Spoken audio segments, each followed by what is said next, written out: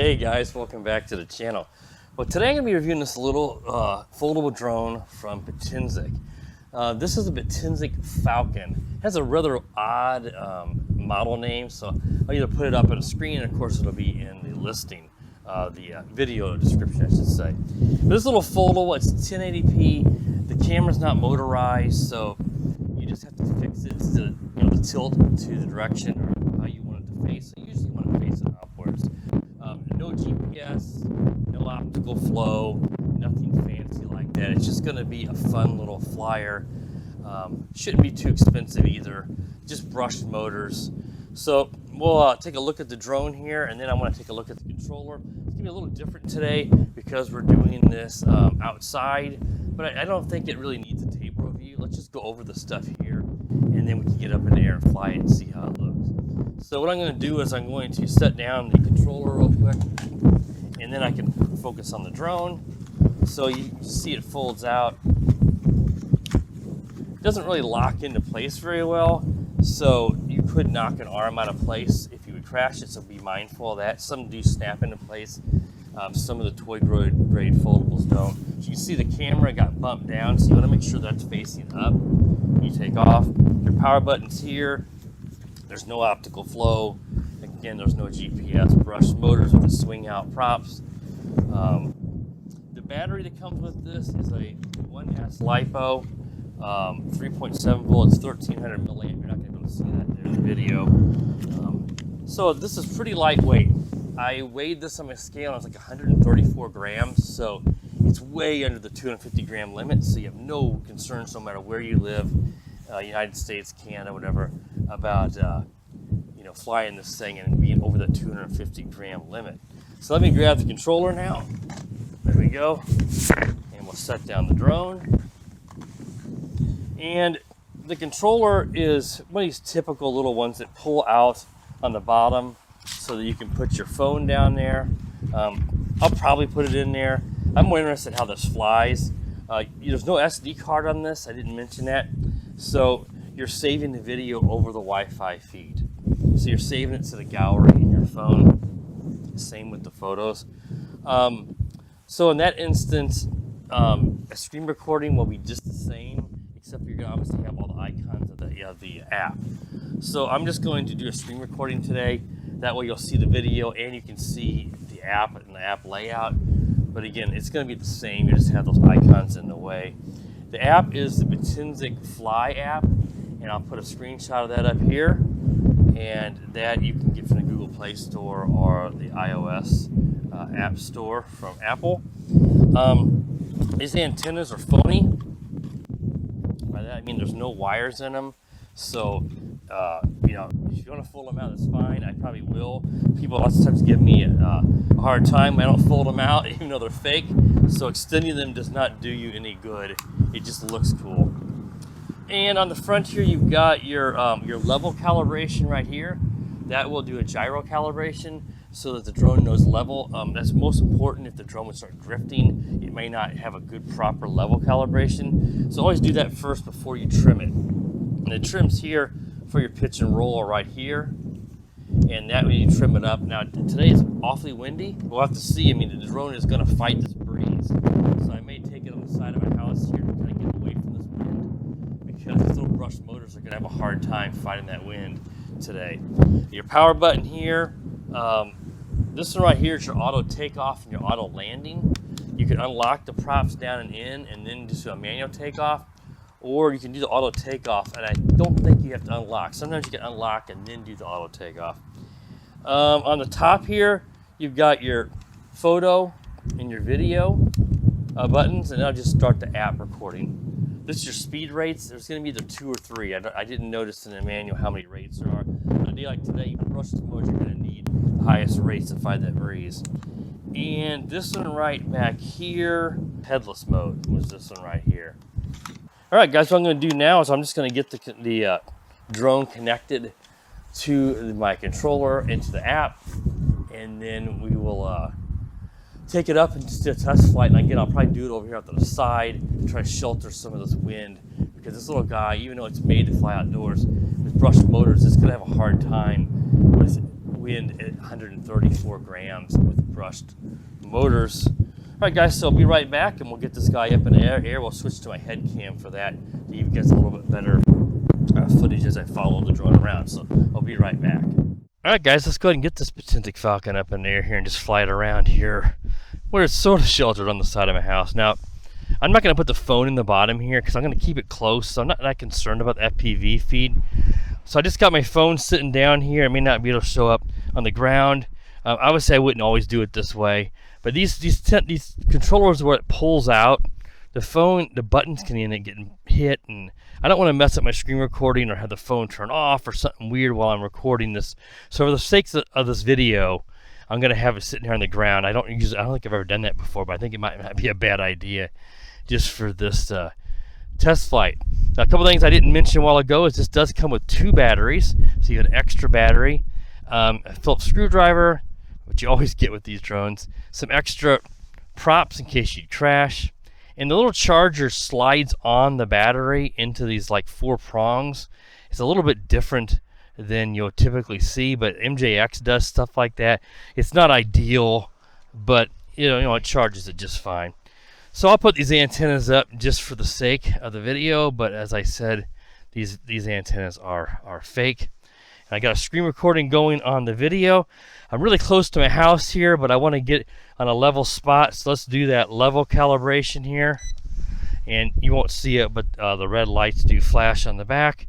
Let's see if the auto takeoff works. Okay, it doesn't. Let's try locking the props. Now try it. Now, there we go. I didn't hold it down long, so maybe it does work, but usually you have to unlock the props on these drones. So that's pretty stable. It is drifting backwards, but that's the wind coming in here. And let's see how the yaw is. That's not too bad. Whoa, let's make sure we don't hit the house. And let's see the rates. That's not a bad yaw. And there is a higher rate. Let's do it again. There's 3 rates. So let's go back to the lowest. Yaw's not bad. Go to the higher rate. And the yaw is probably going to be pretty similar on that. A little bit quicker. I don't want to do it all the way down and crash into the house here. And then let's go into the highest rate. I'm really fighting this wind, as I told you guys it was going to happen. So we want to be in the highest rate. I'm going to take it out over here. It is really struggling, guys. Try to turn it. It is not that windy, but boy, it is really struggling. We'll be okay. Boy, it is getting blown away. I'm trying, when the wind calms down here, well, I don't want to turn it and then have it yaw and then get blown while I'm yawing. Here we go. I've got full roll to the side. Let's try to turn now. Usually you can do a little better head on. But boy, it is struggling. That's why I didn't want to bring it out here and fly it on the side, because it is really, these brush motors just can't fight this wind. It's almost like I'm just hovering in spot. I'm gonna bring it down here and just land it in the street. All right, guys, let's go ahead and take it up here. If you try to take it off in the grass, this thing's so low to the ground. This grass is not very tall, but it does hit the props. So let's go ahead and long press that, and it will auto take off. So we're still in the highest rate. Again, we're just gonna fly it around right here. Again, this is not gonna be ideal, but I can't help that. There's nothing I can do. If I try to go find a calm day, it's probably gonna be frigid outside. And I won't be able to feel my fingers. And that also zaps the LiPo batteries on these little toys. They don't get very warm, the drones don't. So they don't have the electronics inside. And the batteries get zapped. And when you get down in the teens or below Fahrenheit, where today we're around 50 degrees Fahrenheit, but again, it's just really windy at times. So I'm just going to keep it right in here. But it flies pretty decent, all things considered. See? I'm just trying to keep it from crashing into the house. Especially don't want to bump into my neighbor's house. It won't hurt anything, it's too small, but still. Whoa! Ugh. I'm going to bring it down low. Try to get it back over here. Because I don't want to crash into...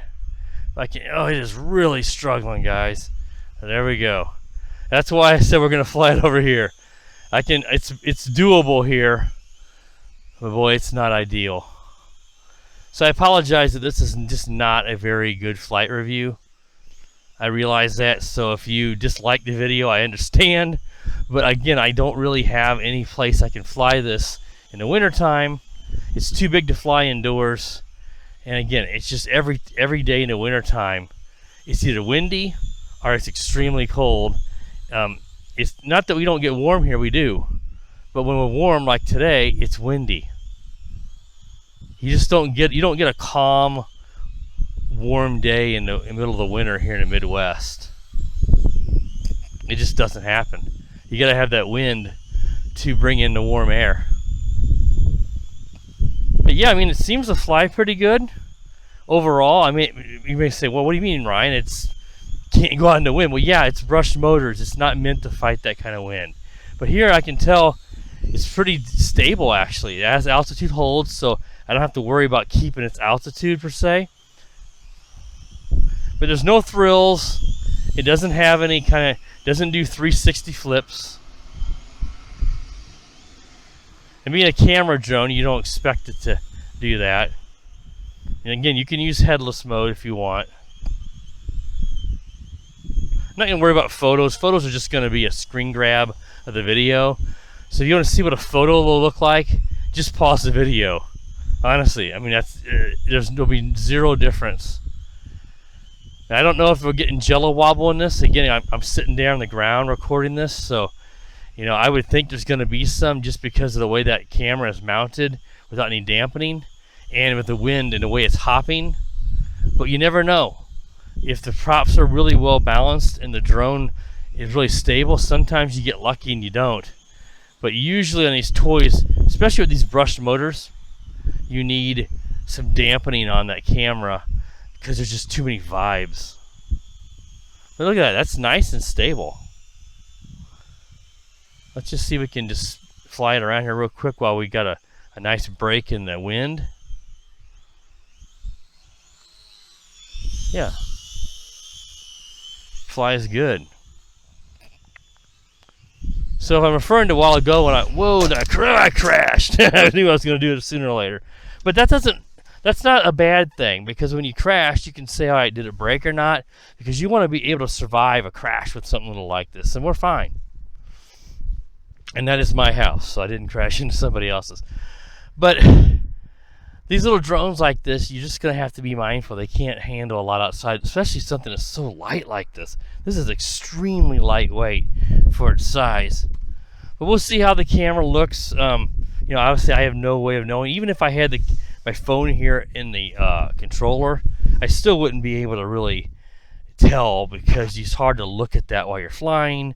And then sometimes your eyes can't really see it on a small screen, and then on a bigger screen you may really see that jello.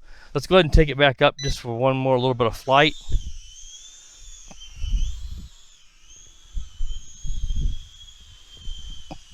But it's going to be pretty durable. This lightweight, I wasn't really too concerned about any kind of damage, just getting blown into a house like that. But as you notice, the arms did get knocked out of position. If they snap in place, then it's less likely that'll happen. That was crashed hard enough, it might not make a difference. But whenever that does happen, on some of these drones, it can just barely knock the arm out of place, and you may not even notice it whenever they're doing an lock. And then you take off and the drone flies real weird. It drifts or it does something goofy, and you don't realize the arm's not fully extended. And then it really flies bizarre. It pulls, or it tilts. Or it might even want to try to yaw itself some.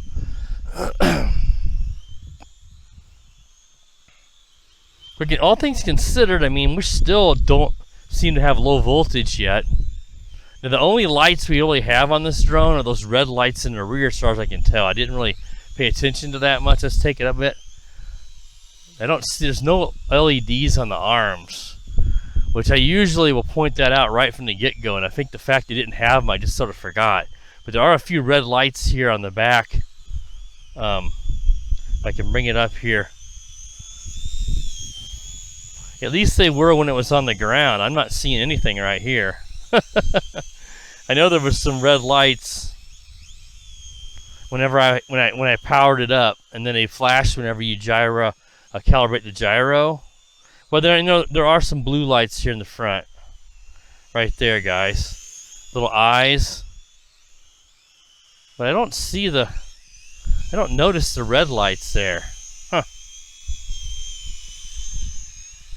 Could have sworn there was some red lights in the back. Maybe they don't. I don't know. I don't want to speculate, but I'm positive there was some when I first powered it up on the ground. So the only real orientation are those blue lights, and they are not very bright. Now I have sunglasses on, but that's going to be a struggle to see that in the day. So your orientation is going to be more relied on just skill and practice, and more importantly, your FPV. If the camera stays connected and the lag isn't bad, which it didn't seem to be too bad in my hand when I was just holding it up, then you'll be able to maintain your orientation just fine with your video feed. But if the video feed's really laggy, then the drone is going to, you're going to end up over yawing or something, and then it's going to make it harder because you're going to be behind from what your eyes would see compared to what you see in your phone. Alright guys, I think that should be enough of this. Again, I apologize, it's not the most ideal review here. I'm going to go ahead and land it. Just going to manually land it and try not to crash here. There we go. It sends to the ground. Let's go ahead and, well, I got a screen recording going, so it should be fine. Usually I'm thinking, if you're using the app to record to your phone, make sure that you stop recording. Now, I'm using a screen recording, so it won't matter. But if you don't stop recording within an app and you just power the drone off, there's a good chance you're going to corrupt the video and you have nothing. So we'll see how this is. Again, I can't comment exactly on the video quality since I didn't have it, my phone attached to the controller for reasons I explained at the beginning of the video. I apologize that this wasn't a great, I usually like to take the drone out a little ways, get an idea how it flies around, and get a little better idea how the video looks rather than kind of hovering here and just fighting. But, I may edit out some of that video, so if you noticed you kind of jump cut or something, when I got it out in the wind there, it was just really hard. I had to land in the street because I could not get it back because it was fighting the wind and you just couldn't make progress. Again, that's because these little brush motors just can't handle it. So this seems to be a pretty decent outdoor flyer on a calm day. Too big to fly indoors unless you got access to like a gymnasium. This would be great inside of a big gymnasium. You're not going to hurt anything with these little brushed motors. But if you're going to fly it out outdoors like a day today where I've got wind gusts of probably 15 miles an hour, it just can't do it. You got to have a shelter place like this. And even here, I was fighting to keep it close by and not crash, and I still did crash once, and still try to give you guys some idea on this drone and how it works.